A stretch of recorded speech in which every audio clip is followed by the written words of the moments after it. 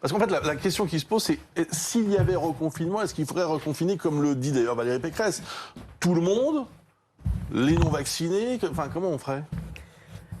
Écoutez, franchement, déjà, je voudrais juste dire qu'il a fallu attendre 22h30 dans le débat hier pour pouvoir parler des questions des hôpitaux, etc. Parce qu'avant, on a eu le droit à 1h45 juste sur l'immigration et la sécurité.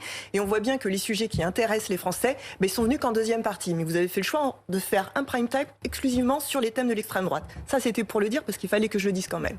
Sur la vous venez santé, ici pour critiquer BFM TV. Je reconnais là la grande courtoisie et l'amabilité de la France insoumise. Et c'est ça la démocratie, c'est de ne pas pouvoir entendre aussi les avis divergents. Vous êtes là pour avoir la parole. Je précise juste une chose, au cas où, mais ça, il faut connaître un petit peu la télévision pour le savoir, c'est qu'il y a beaucoup plus de monde qui regarde la télévision à 22h45 sur BFM TV qu'à 21h. Mais bon, c'est un petit détail. C'est sûr. Je vous laisse poursuivre. Je le crois tout à fait. Mais juste pour revenir quand même sur les hôpitaux, il faut revenir et vraiment s'en tenir à ce que dit l'OMS, c'est-à-dire convaincre plutôt que contraindre. Et je ne crois pas que nous devions faire confiance au gouvernement puisque vous changez d'avis constamment. Oui, juste, vous dites, il faut convaincre. On parle des plus vieux, etc., des plus âgés. Moi, je vous le dis. Pourquoi est-ce qu'en France, aujourd'hui, les plus de 80 ans sont moins vaccinés en proportion que les 50, 60, etc. Ça, c'est un vrai sujet. Parce que vous faites confiance à Doctissimo, Doctolib, etc., pour prendre rendez-vous pour les vaccins. Alors que si c'était piloté justement par la sécurité sociale, en appelant les personnes qui sont les plus vulnérables... Non, vous ne le faites pas. Arrêtez de me dire ça, vous ne le faites pas. C'est la réalité. Non, si c'était la réalité...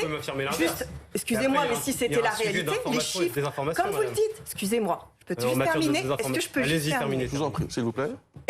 Si seulement c'était le cas, expliquez-moi pourquoi les plus de 80 ans, et ça ce sont les chiffres, et comme vous dites, les chiffres ne mentent pas, comment ça se fait que les plus de 80 ans sont moins vaccinés a posteriori que les 50-60 ans ? Il faut bien qu'il faut changer de stratégie, il va falloir vraiment mettre le paquet pour convaincre les gens et arrêter de supprimer les libertés comme vous le faites à chaque occasion. Julie Garnier. Moi, je suis sidérée d'entendre ça, vraiment sidérée. Parce que vous êtes convaincus, mais mettez les moyens dans les hôpitaux. Vous savez que dans... Non, mais parler de surgelé en parlant du vaccin. C'est vraiment compliqué. Monsieur Anglade, à chaque fois d'être coupé par vous, ou alors vous coupez que les femmes, je sais pas, mais en tout cas, arrêtez, s'il vous plaît. D'accord. Juste une chose. On est dans un pays où il y a des déserts médicaux, où aujourd'hui, avoir un médecin traitant, c'est un luxe. Comment est-ce qu'on fait pour convaincre s'il n'y a pas les médecins, s'il n'y a pas les soignants, s'il n'y a pas les infirmières ? Ça, c'est la réalité. Et nous, on le voit constamment dans la ruralité et dans beaucoup de villes, dans beaucoup de départements, où avoir un médecin, avoir confiance en lui, ça ne s'improvise pas, monsieur. Commencez par appeler à la vaccination. Je vous assure, c'est vraiment pénible. On peut débattre aussi. Oui, mais... Là, ça a été dit de façon courte. Bon, allez-y, s'il vous plaît. On peut débattre. Je terminerai juste là-dessus.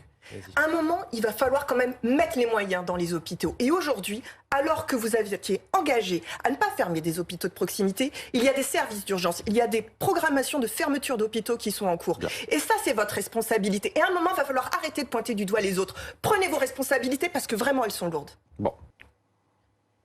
Bien évidemment, c'est odieux ce qu'a fait, c'est affligeant.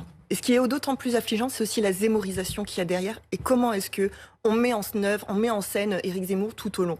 Là, on en parle encore, comme on en a parlé hier, avant-hier, etc. Et tous les jours, c'est la même chose. Et je crois qu'à un moment, il faut vraiment qu'on se pose la question, je vous l'ai déjà dit, il va falloir qu'on se pose la question de la façon dont on traite de ce sujet-là. Parce que c'est plus possible. Là, il y a une extrême droite qui est en roue libre totale. Et on a des partis qui galopent derrière. Et vous voyez, hier... Pendant le débat LR, il y avait une surenchère totalement nauséabonde de propositions. Avec l'un qui voulait supprimer la Cour européenne des droits de l'homme, l'autre qui voulait faire des tests osseux sur les enfants, l'autre qui voulait faire passer des tests de français, etc. Bref, c'est une surenchère qui est absolument insupportable.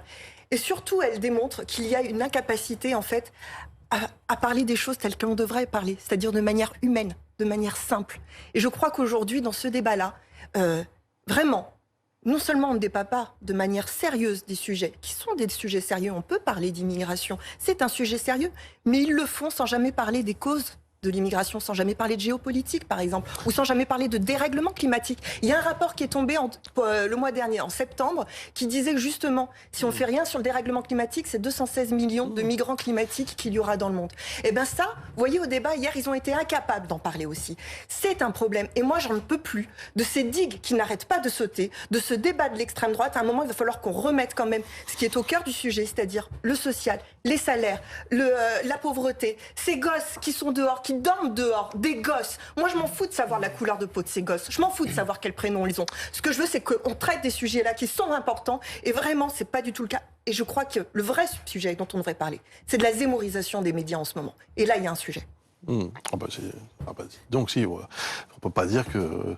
Enfin, c'est la première fois que j'entends ça. Dites donc. Bon, excusez-moi, c'est en boucle. Sur les thèmes. C'est en boucle depuis des mois et des semaines. Mais c'est vous qui êtes en boucle. Oui, vous aussi, vous aussi. Bon, écoutez, très bien. Vous avez raison, c'est un problème médiatique. Parlons programme. Parlons programme, concrètement. Vous avez là, il y a des entièrement présidentielles. Parlons programme. Nous, on a un programme qui sort le 18 novembre. Est-ce que vous allez en parler autant que vous parlez d'Éric Zemmour ? On a un programme qui sort, l'avenir en commun. Vous allez en parler ? Non, mais c'est vrai que les Français ne parlent pas d'Éric Zemmour. Mélenchon était mon invité pendant 35 minutes il y a encore quelques jours, mais vous avez raison, c'est un problème uniquement médiatique. Et le CSA fait des mises en garde là-dessus sur d'autres chaînes. J'aimerais mais écoutez, encore une fois, vous êtes là pour vous exprimer. Moi, il n'y a aucun problème. Merci. Vous le faites. Et chacun, ceux qui nous suivent, se font leur propre idée. Il me semble, vous dites au final que c'est une zémorisation des médias. Il me semble que c'est un peu réducteur. Mais bon, mais je vous laisse responsable de vos propos. Il appelle, vous courez derrière. C'est ce qui s'est passé au Bataclan. Il a appelé les médias, vous êtes venus. Enfin, je rappelle, si vous m'autorisez, je rappelle quand même que l'un des moments phares de cette pré-campagne a été le débat entre Jean-Luc Mélenchon et Éric Zemmour. Oui, parce que justement, nous voulons défendre un vrai programme. C'est-à-dire qu'il y a deux visions de la société. Vous ne faites que parler sur les faits et gestes, jamais sur le programme. C'est ça, Jean-Luc Mélenchon. Justement, c'est une bonne question, au fond. Allons-y, posons les vraies questions. Est-ce qu'avec le recul, vous vous dites que Jean-Luc Mélenchon n'aurait peut-être pas dû donner cet écho de ce que je suis en train de vous expliquer. À sa campagne. Je suis en train de vous expliquer qu'il faut arrêter de commenter les faits et gestes et qu'il faut parler programme. C'est de ça dont il est question. Et c'est ce qu'a fait justement Jean-Luc Mélenchon pendant le débat, c'est-à-dire de démontrer toute l'imposture qu'il y a d'Éric Zemmour, qui ne fait que des grands fracas et des coups de com', mais qui derrière, dans le programme, n'a absolument rien à proposer sur l'économie, sur l'écologie, sur le social, etc. Donc c'est ça, il faut démontrer... Comment expliquez-vous qu'il soit à 17% d'intention de vote ? Expliquez-moi. Vous en parlez matin. Ah, c'est bien cela. Donc le résumé, c'est cela. Très bien. Écoute, c'est ce que je voulais entendre. À quel moment on va parler, par exemple, autant des conditions de travail, par exemple, des travailleurs, des accidents du travail il y en a des centaines en France. Ça n'intéresse personne, visiblement. Ça, ce sont des sujets aussi qui intéressent les personnes, les maladies professionnelles. Voilà. Ça, ce sont des sujets dont j'aimerais qu'on en parle un peu plus. Merci beaucoup à tous les quatre d'avoir participé.